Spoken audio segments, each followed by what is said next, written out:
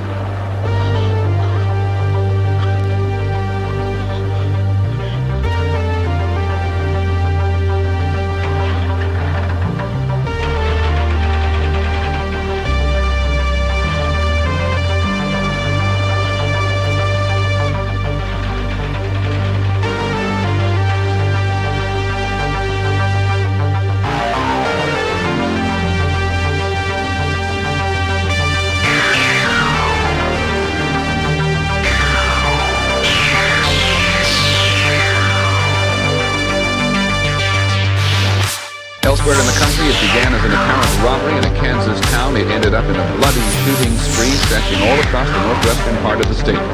By the time it was over, 4 people were dead. ABC's Al Dale is in Kansas. The trail of violence began at a roadside restaurant on Interstate 70 near the West Kansas town of Greenfield. The restaurant manager was found shot to death late yesterday, apparently during a robbery. An area-wide alert was sounded, and just a few miles west between Greenfield and Colby, a county undersheriff stopped a speeding Pontiac with 4 people in it. He asked the suspects to come out and put up their hands. Instead, they shot him several times through the windshield. The officers survived and radioed a description of the car and its occupants. They continued west, getting off the interstate at Levant, apparently to ditch their car and get another. They chose an isolated grain elevator company. When they got to the grain elevator company, they shot through the window, wounding the office manager. Then they took 2 men hostage and left in a pickup truck. The bodies of the hostages were found about a mile north.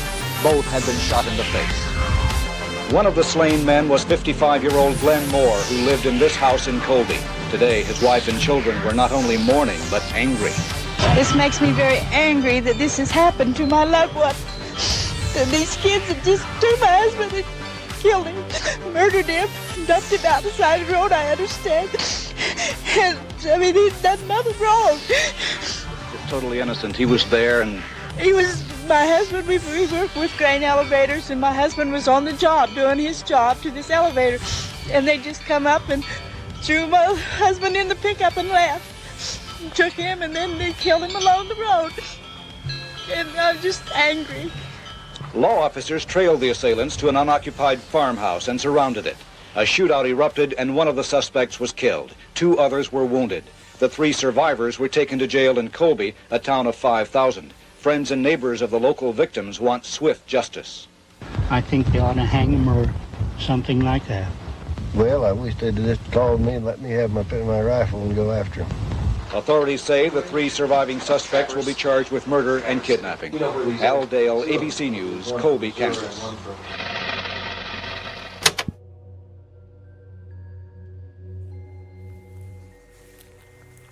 Chapter 1. Mad Dogs.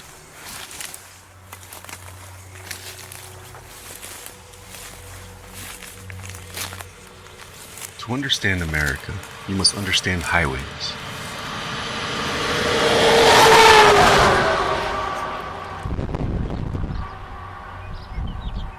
In this half-century, these masochistic marvels have, along with telephones, television, and jet planes, reshaped American culture. Robert Samuelson, The Washington Post, June 25, 1986.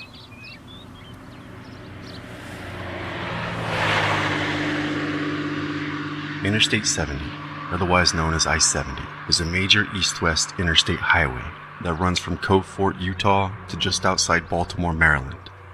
I-70 approximately traces the path of U.S. Route 40, the old national road. The interstate runs through many major cities, including Baltimore, Pittsburgh, Columbus, Indianapolis, St. Louis, Kansas City, Topeka, and Denver, with sections of the interstate in Missouri and Kansas laying claim to be the first interstate in the United States. The last piece of the interstate highway system was laid into place with the completion of I-70 in 1992. Heading east on the Lewis and Clark Viaduct through downtown Kansas City, Missouri, the highway crosses the Kansas River, passing over the former stockyards and rail yards of Kansas City, Kansas. About halfway between Kansas City and Topeka, I-70 passes through Lawrence, home of the University of Kansas, before it carries on to Salina. It is here that I-70 has been given the nickname the Main Street of Kansas, as the highway continues to extend from the eastern border to the western border of the state, covering 424 miles, as it passes through most of the state's principal cities in the process. As I-70 crosses the prairie, farmlands, and the rolling hills of Kansas towards Colorado, this portion of I-70 was the first segment to start being paved and to be completed in the interstate highway system. And between Topeka and Denver, 539 miles away, there is little more to pass than time. And as US 40 now lies under I-70, the many picnic spots along the old national road remain solely as hunting grounds for the countless red-tailed hawks that inhabit this desolate corridor. But right in the center lies a self-proclaimed oasis, Colby, Kansas, where if motorists get distracted by something on the radio, a news story, or a ballad for 3 to 4 minutes, and miss that exit, they won't have another chance to eat for hours. The stretch I-70 may be, nonetheless. If there ever was a calling to go west, today, the highway serves as a popular route for traveling across the Great Plains for the mountains of Colorado, making it an essential contributor to the state of Kansas and its local economies. As for more than 50 years, I-70 has helped boost the agriculture industry, as local farmers are able to get food to Kansans more easily. But agriculture, shipping, and easy access to the powdery western slope of the Rockies have not been the only boost to society the interstate system has provided, but a surge in criminal activity across the country. In the second half of the 20th century, the United States witnessed an unprecedented crime wave, with the total index crime rate more than tripling between 1960 and 1980. Most recently, John Allen Muhammad and Lee Boyd Malvo, the duo responsible for the DC sniper attacks, relied heavily on the highway and were even apprehended on a Maryland stretch of I-70 in 2002.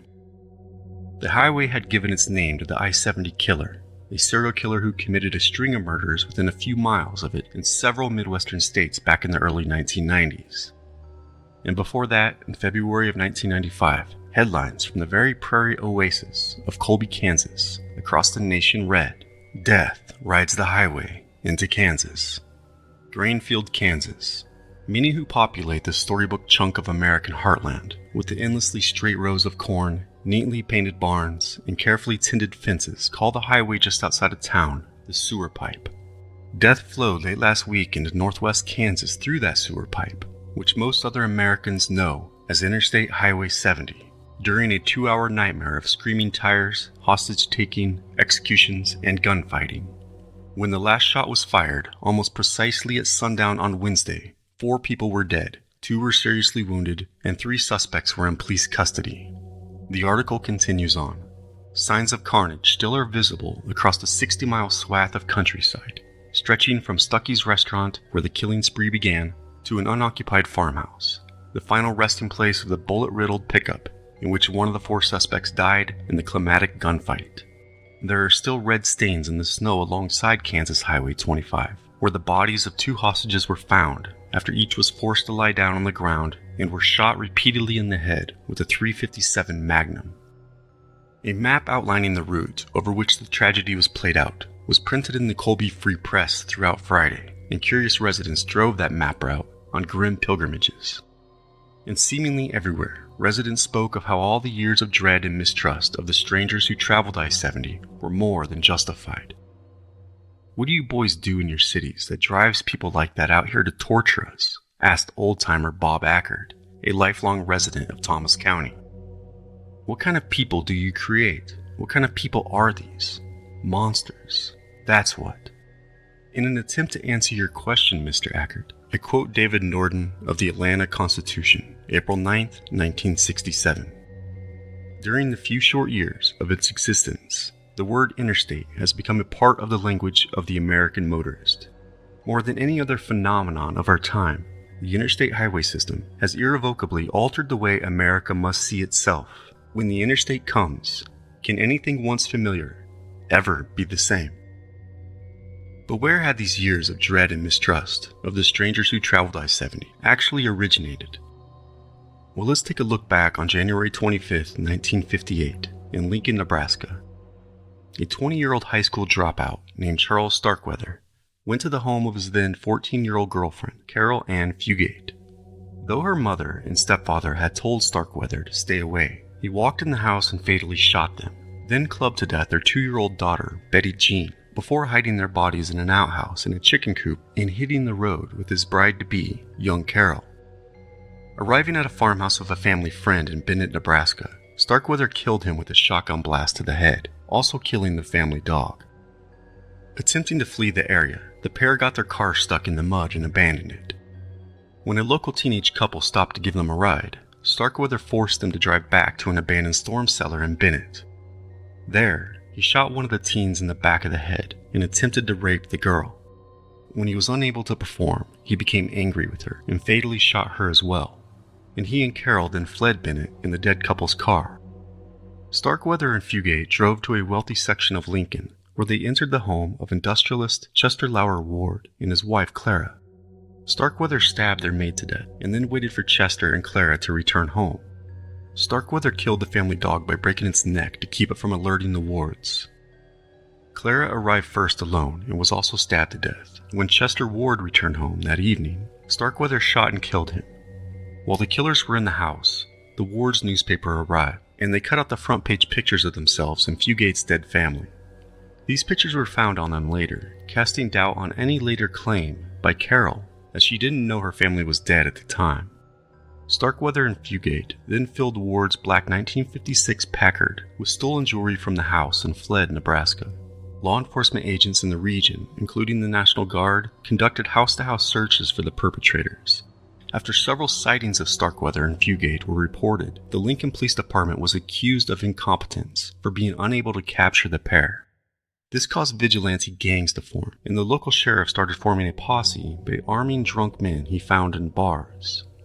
Meanwhile, needing a new car because Ward's Packard had been identified, the couple came upon a traveling salesman sleeping in his Buick along the highway outside of Douglas, Wyoming. After the man was awakened, he was fatally shot. The salesman's car had a parking brake, something new to Starkweather, and while he attempted to drive away, the car stalled because the brake had not been released. He tried to restart the engine, and a passing motorist stopped to help. Starkweather threatened him with a rifle, and an altercation ensued. At that moment, a county sheriff's deputy arrived on the scene. Fugate ran to him, yelling something to the effect of, "It's Starkweather, he's going to kill me."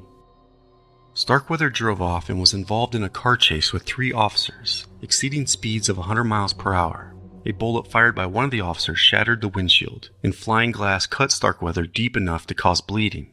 He stopped, surrendered, and was captured near Douglas on January 29, 1958. One of the officers claimed Starkweather thought he was bleeding to death. That's why he stopped. That's the kind of yellow son of a bitch he is. This deadly romance commenced only 100 miles north of Colby, and for 1958 hit entirely too close to home for the isolated community. And though all this went down a good 25 years after the killing of Bonnie and Clyde, the flames of public fear fanned the era's ongoing panic about juvenile delinquency. The era of panic over juvenile delinquency, which itself most likely had been fueled by not only the Bonnie and Clyde escapade, but by those who idealized the 2 young marauders, could have been born to too many young men who had had the American dream dangled before their nose like a carrot, found their current situations a final determinant of how they would live the rest of their lives, in utter poverty and powerlessness, just as Clyde and Mayweather had decided to therefore strive only to satisfy those biological needs and to acquire power over others by any means necessary, settling on a personal philosophy of socioeconomic vengeance. In Mayweather's words, "Dead people are all on the same level," a bold statement which spread like wildfire across the nation, sending chills down the spines of a generation.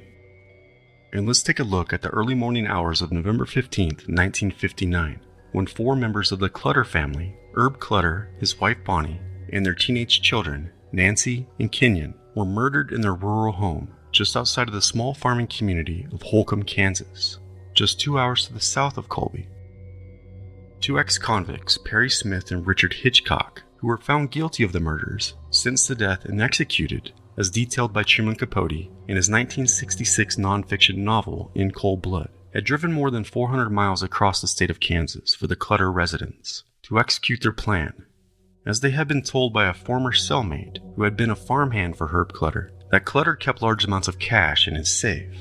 A cinch, as Hitchcock called it. The perfect score.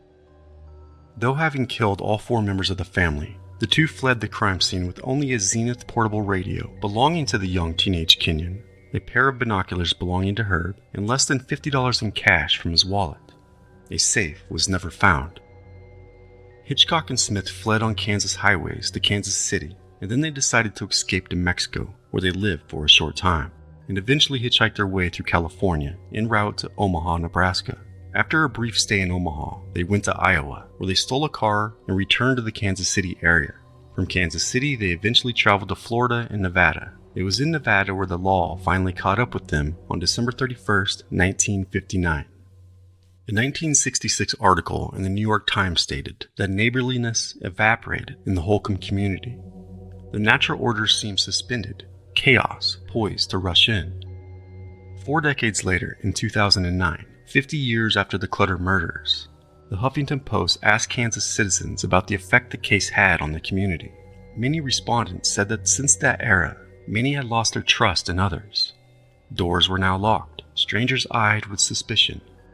Many still felt greatly affected by those Kansas killers and their own great tragedy. February 14th, 1985, a Valentine's Day like no other. Those 105 miles due north, Colby residents awoke to a new world, one undoubtedly in their minds, reshaped by the highway itself, that sewer pipe, Interstate 70, which had paved the way for those most dreaded effects of juvenile delinquency, mayhem and murder, to once again rain down upon the tranquility of lives now shaken and shattered and bullet-riddled in the wake of a rapidly changing world. Colby still struggled to understand, left with the very question, what do you boys do in your cities that drives people like that out here to torture us? What kind of people do you create? What kind of people are these? But who were those 4 people? One shot dead in the climax of the multi-state killing spree that culminated in this isolated prairie oasis. Those 3 others in the county jail, protected only by steel bars, and outnumbered deputies by the growing thirst for vengeance that now turned over on these once quiet streets, which now hummed and buzzed with rage, beckoned forth by the loading of magazines and chambers, twisted rope in hand. Who were these people? According to Colby, monsters. So what more do you need to know?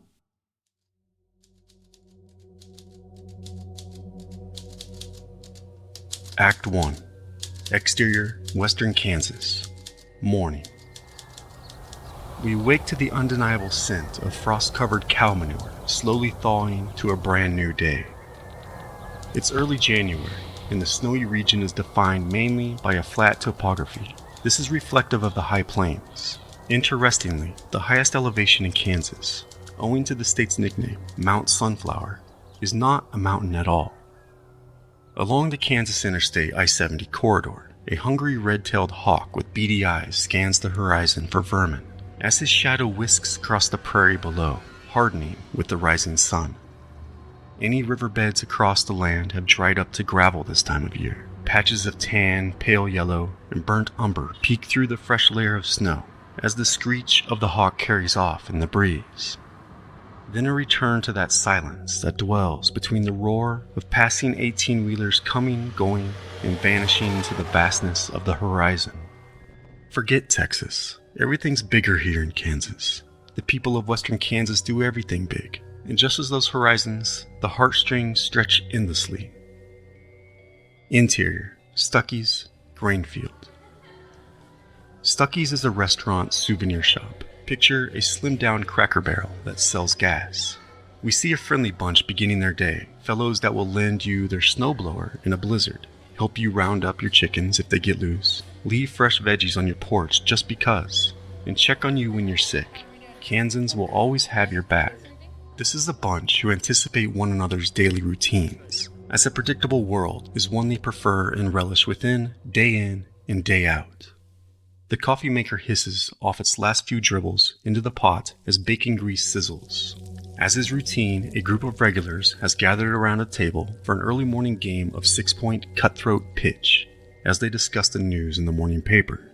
On this day, Wednesday, January the 13th, 1985, the discussion is on farm foreclosures in Gove County. In the background, the radio knob has been twisted past a plentitude of some good old country music, a sermon on the mount, and past the garble of a distant 80s rock station, before settling upon Kansas farm and ranch radio.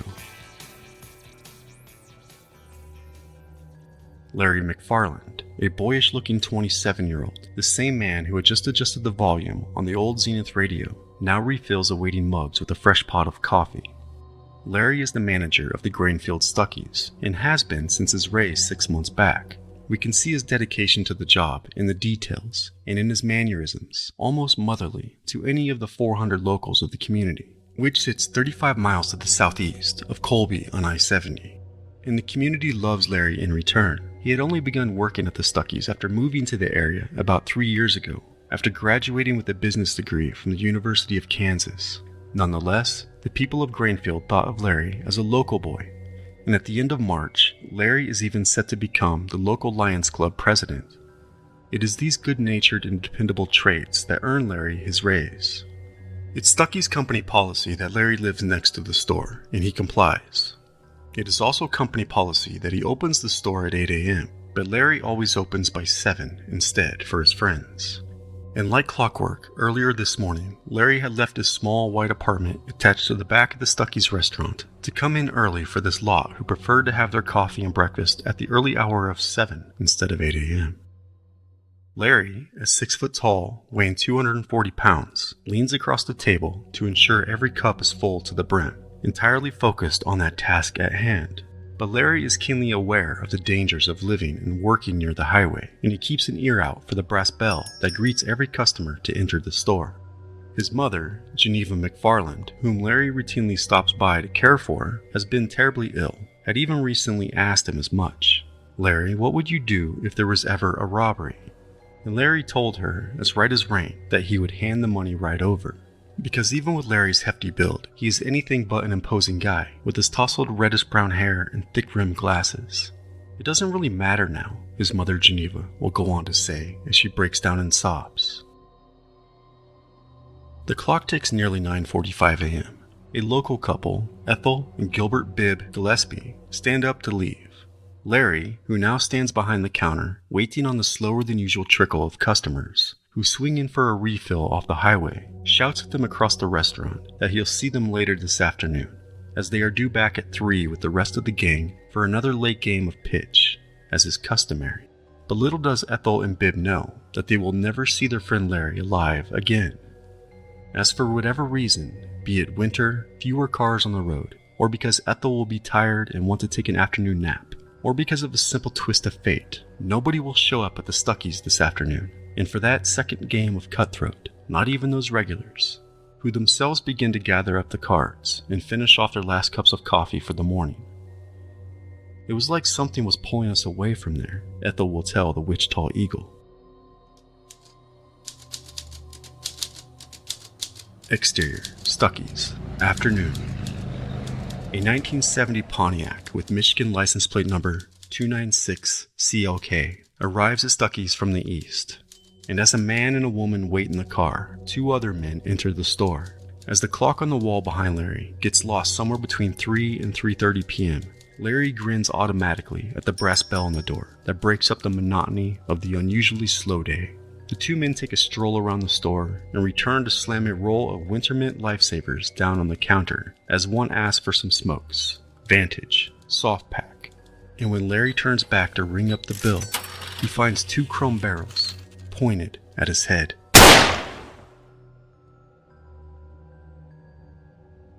Now, whether Larry McFarland resisted is not known. What is known is that a young high school student named Jim Cooper wanders into Stuckies at about 3:45 p.m. and finds his friend Larry's bloody body, riddled with bullet holes, lying dead in a heap on the floor. He was going to be 28 next week. his mother will say, trembling.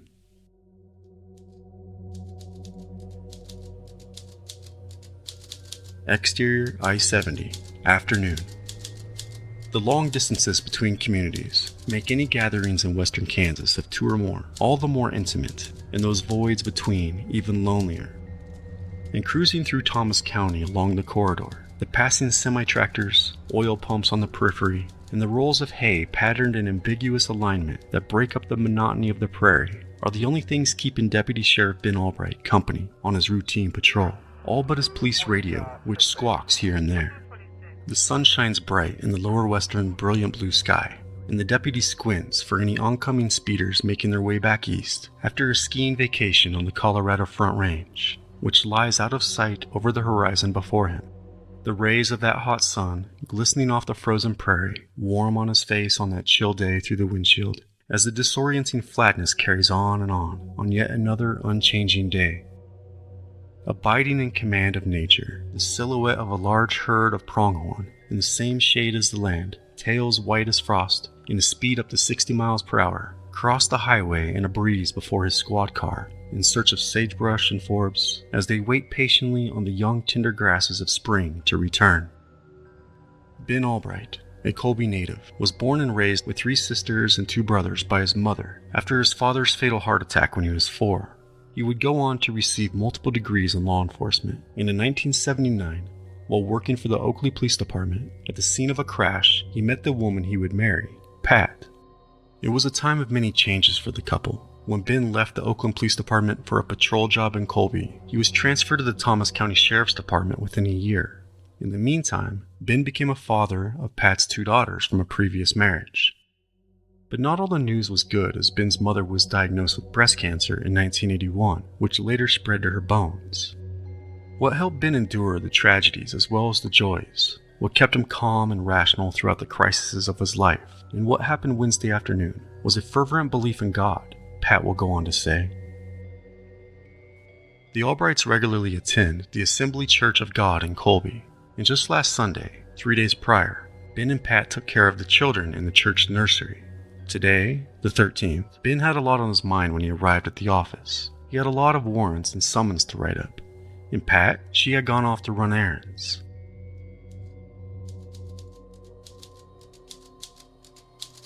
Interior, Sheriff's Department, 3:30 p.m.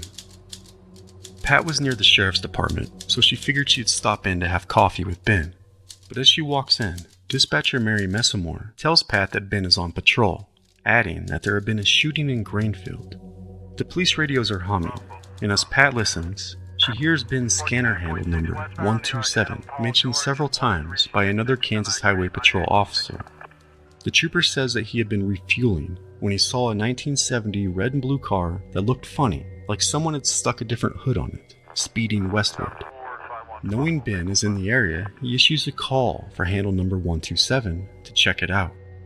Pat listens as her husband Ben falls in behind the old car, pushing hard down the westward lane of I-70, as they had put nearly 50 miles between themselves and the Stuckey's restaurant in only minutes. Ben states over the radio that he thinks he has just caught another speeder hurrying for Colorado, just east of Levant, a town of 200 or so 8 miles to the west of Colby. Pat hears as he turns on his siren, and Ben follows the car down the Levant exit ramp. Ben gives the command over the public address for the car's occupants to shut the car off, and knowing there had been a shooting, to hold their hands out of the car's window.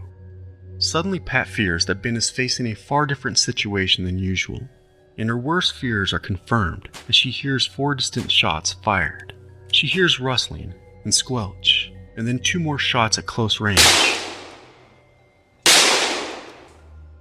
Her heart drops, and after a long moment of deafening silence, the sound of rubber squealing off the shoulder back onto the pavement, a shocked Pat listens as Ben makes the call for an ambulance, saying he has been shot in the chest and arm. He offers a clear and concise description of his assailants and the automobile, even though one of his lungs is steadily collapsing, and their direction of travel, the small hamlet of Levant and its unassuming souls. I was never in fear of dying, Ben will go on to say from his hospital bed. I could tell I was right in the hand of the Lord right there, on the shoulder of I-70.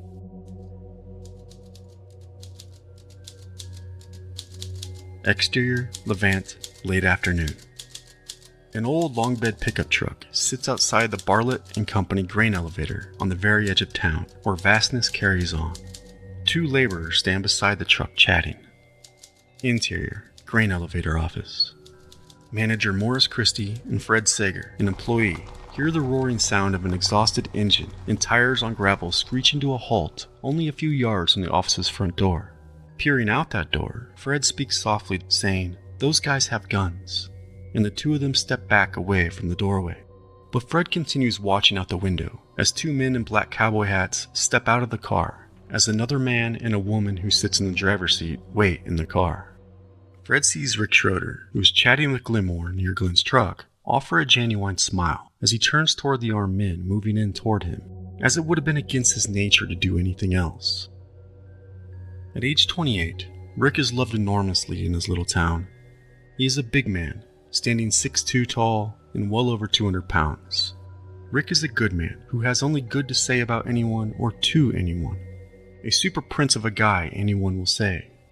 If you need help, he is there. When you need a friend, he is there. The kind of guy you can call at midnight if you run your truck into a ditch. And he will be there in 15 minutes flat, even in the winter. Rick plays on the town's baseball team, and though he works in the church all year, he always has time for his kids. Just a little over a year ago, he and his wife Brenda bought a little house outside of town, not far from his parents' farm. They stayed there even after the nearby farm he managed went out of business. It had been tough. He was suddenly out of work for months before taking the elevator job about 3 weeks ago. He had been coming over to the elevator and drinking coffee with the guys every morning for years, and they were glad to have him come to work here. When the car had roared into the lot, Rick had been talking with Glenmore about a broken auger in the grain dryer. Mr. Moore runs an elevator repair operation and has been battling the thing for days. However, regarding personal style, Glenmore 56 is Rick's opposite. He reared 4 boys in nearby Colby and has earned one of the highest reputations available in northwestern Kansas. Glenn is a quiet man. He minds his own business and works hard, and that is a lot to say about any man. Now, on this late Wednesday afternoon, Fred watches from the office window as Rick and Glenn have turned together to face the 2 armed strangers in black cowboy hats, who seem to be waving their guns around wildly for no rhyme or reason. Rick tries to joke with the 2 men and has that big smile on his face, and he sort of looks at them like this is all a joke, like there is no way this could be happening, like no one would do something like this here in Levant, Kansas. Meanwhile, looking out the office window, Fred is further shocked as the strangers start pushing Rick and Glenn toward Glenn's truck, and suddenly, Rick isn't smiling anymore. Manager Morris Christie knows they are in trouble and grabs the phone and frantically starts to dial, when one of the gunmen notices Fred trying to pull the blinds to cover the window. Fred dives to the floor as the gunman rushes toward the office. As the back window of the office is knocked out, glass shatters to the floor where Fred lays, as quietly as he can, shielded from the windows by a soft drink machine and a thick wooden counter. He listens as 3 shots ring out from the front door. But Morris doesn't know that he's been shot twice in the back, one bullet coming to a rest just inches from his heart, that is, until he starts coughing up blood. Fred figures that he is as good as dead, as who he feels is the leader of the bunch peers into the office for someone else to shoot. Fred fears for his life, huddled out of sight behind that counter, thinking to himself, "I'm a dead man. I'm gone, gone, gone." When suddenly the shooter says, "We got them all. Let's go." Exterior, grain elevator. Rick has always loved the wide open country. An outdoorsman, good with his hands, and he loves the farm with his father, so much so that Rick's mother Betty used to say that he and his father were little boys playing in the dirt. With his stature, he was a star football player for the Brewster Bulldogs. Rick is an optimist. He likes to think that things are going to be alright, and it has been a typical day for Rick, who is due to get off work any minute. But as one of the suspects says to Rick, "Get in the back, punk," with a nod of his barrel. Suddenly, neither his brute strength nor consistent positivity seems to make any difference in life. Glenmore is also forced into the bed of his own damn truck. Though he is also a sturdy man with giant arms and a round belly, he has a full, kind face and thin gray hair around his temples. He is married, has 4 sons, whom he loves to take fishing on weekend trips. Sometimes they will never catch anything, though they have good times nonetheless. Glenn grows vegetables in his backyard, once growing a 9-pound cantaloupe and a 2-pound tomato. He built a smoker out of an old refrigerator that he keeps in the shed out back, where he often smokes meat for neighbors and friends for free.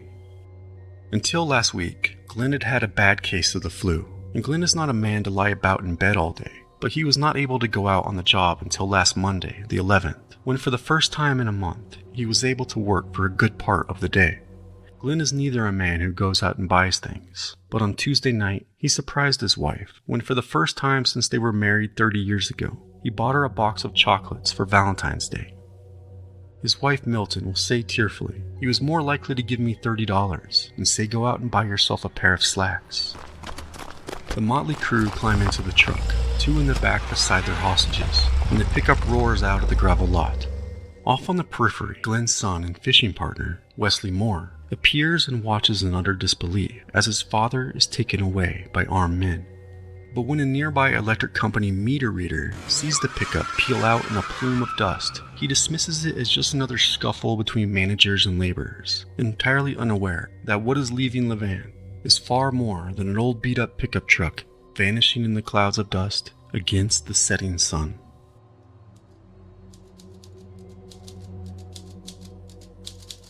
Exterior, 2 miles north of Levant, 4:30 p.m. In a ditch along the gravel road, 2 bodies lie with their faces pressed against the bloodied snow. Each man has been shot in the back of the head multiple times.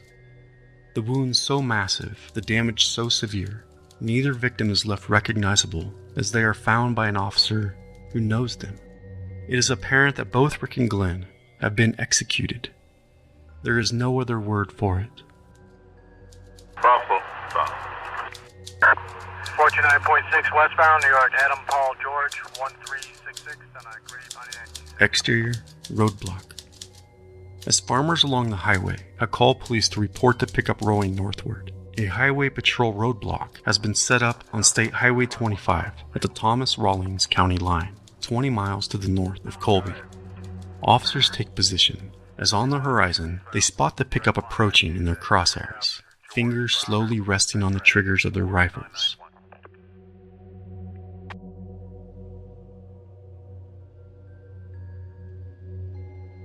But suddenly, the shooters spin around and head back to the south, back toward the posse that has been hot on their tail.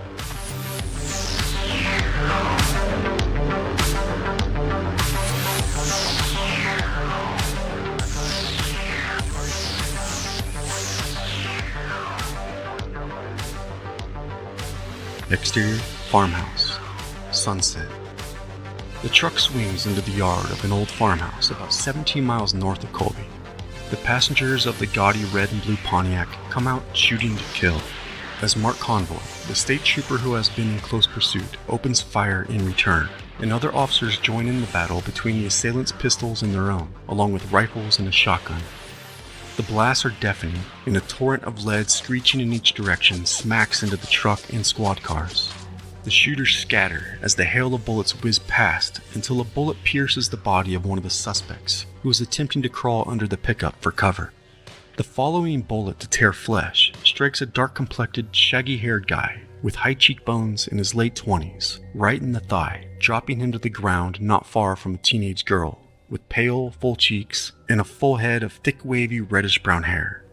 As officers rush in, one pursues a third man, tall, undoubtedly the oldest of the bunch, in his early 30s, but looks much older with long hair and a grizzly beard, who flees around a shed where he falls in the snow, dropping his gun. He gets back up and struggles in the drift as he tries to escape, only to be caught by the pursuing officer, and it is all over by 5:45 p.m. Sitting on her knees, with a bullet wound of her own in her ass, and kind of rocking back and forth, holding herself in a hug, not far from the teen lying dead under the truck, the girl cries out, "I love you, Danny, I love you," as Danny, nearly hissing as the trooper presses a knee to the nape of his neck, with fierce black eyes and white-knuckled fists, now shackled, Danny shouts back, "I love you too, Lisa. Don't worry about it. You know everything is gonna be okay.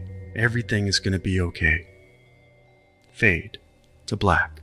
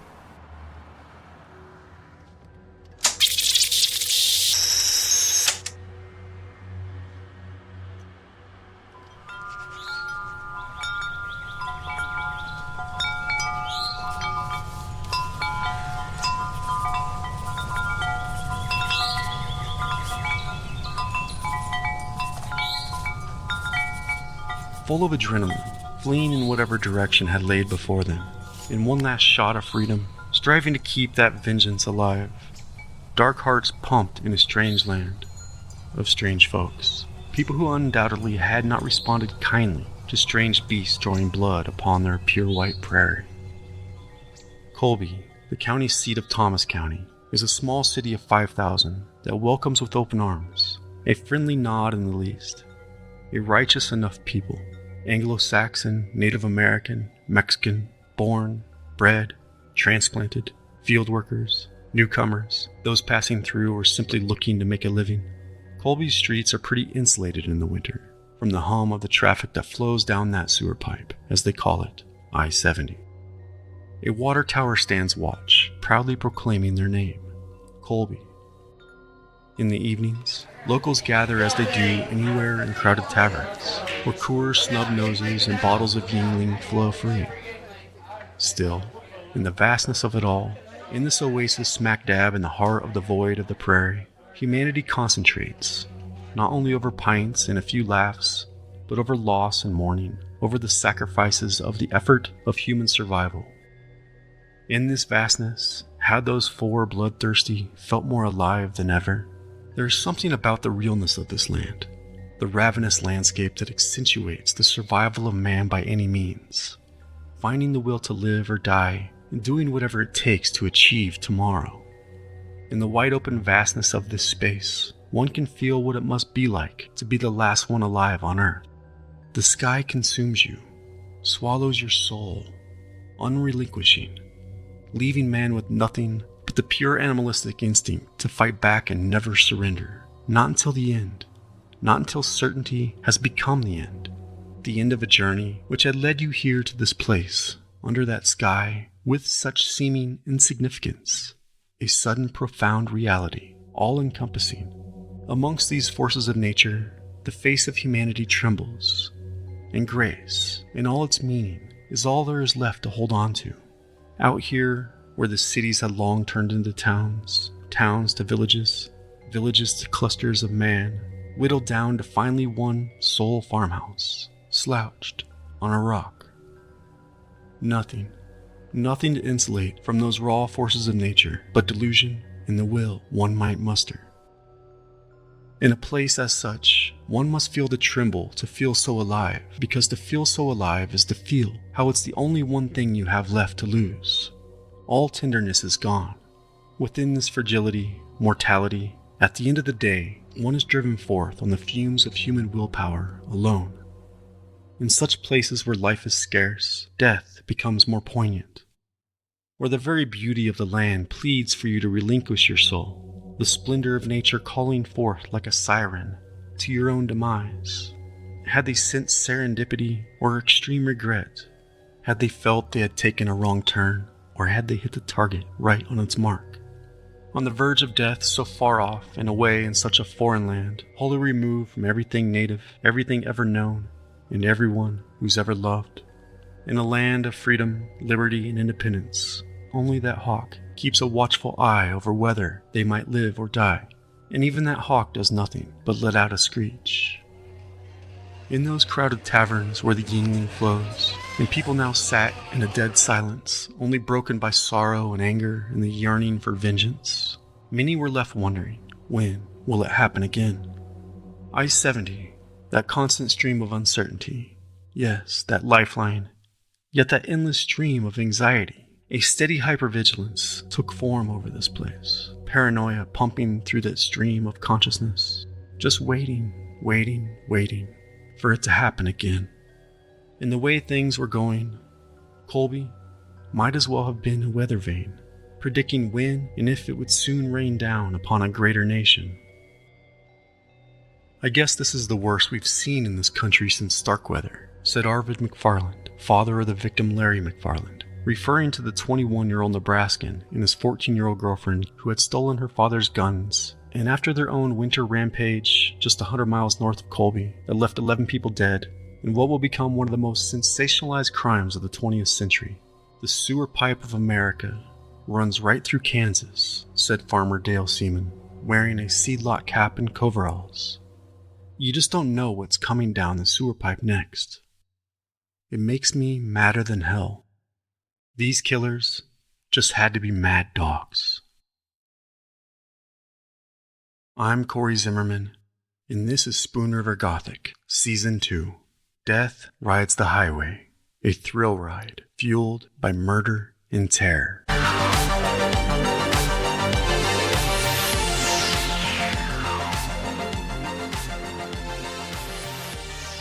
Think, feel, and understand the world around you with Spoon River Gothic Podcast, because we go where the others don't. We dive deeper. And if you want to plunge even deeper into our true crime tales, please subscribe to Spoon River Gothic Agency. That's SRG Agency at www.patreon.com/Spoon River Gothic Podcast, and access the Spoon River Gothic Podcast case file for bonus weekly episodes available on Spotify. And also included in the Patreon case file are investigative materials such as exclusive audio interviews, trial footage, police files, court documents, photos, diagrams, and more to accompany each Season 2 episode of Death Rides the Highway. And if you like what you hear, please leave us a 5-star review on Spotify, Apple Podcasts, or wherever you listen. It means more than you know in this cutthroat world. And until next time, work hard, party hard, keep a vigilant eye over your shoulder, and don't forget to watch each other's backs. This is a sideways world we are living in. And again, that's www.patreon.com/Spoon River Gothic Podcast.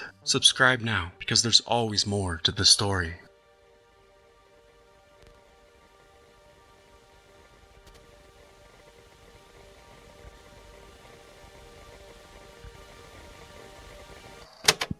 Ever wonder how much of your personal data is out there on the internet for anyone to see? More than you think. Your name, contact info, social security number, home address, and even information about your family members is all being compiled by data brokers and sold to the highest bidders online.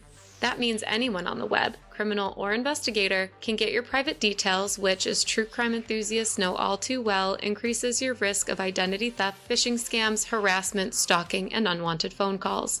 As a podcast that exists publicly and shares our opinions online, we are hyper aware of safety and security, and all this data being so easily searchable on the internet can have real-life consequences. This is why Spoon River Gothic is proud to partner with Delete Me, the #1 service in online data removal. Delete Me finds and removes any information you don't want online and makes sure it stays off. Their dedicated team finds and removes your personal info from the largest people search databases and helps prevent potential ID theft, doxing, stalking, and phishing scams in the process. That's why I personally recommend Delete Me for protecting yourself and your personal information. Sign up at joindeleteme.com/spoonriver and provide Delete Me with exactly what information you want deleted, and their experts will take it from there. As part of their subscription service, you will even receive personalized privacy reports showing what they found, where they found it, and what they removed. Delete Me isn't just a one-time service. Their experts are always working for you, constantly monitoring and removing the personal information you don't want accessible online. To put it simply, Delete Me does all the hard work of wiping you and your family's personal info off the web and making your personal profile no longer anyone's to sell. So join us at deleteme.com/spoonriver, because no one wants to be a victim nor a suspect. So get protected, and the next time a case hits too close to home, you won't find yourself asking the stranger on the other end of the phone, "How did you get my number?" Go to joindeleteme.com/spoonriver and get started today.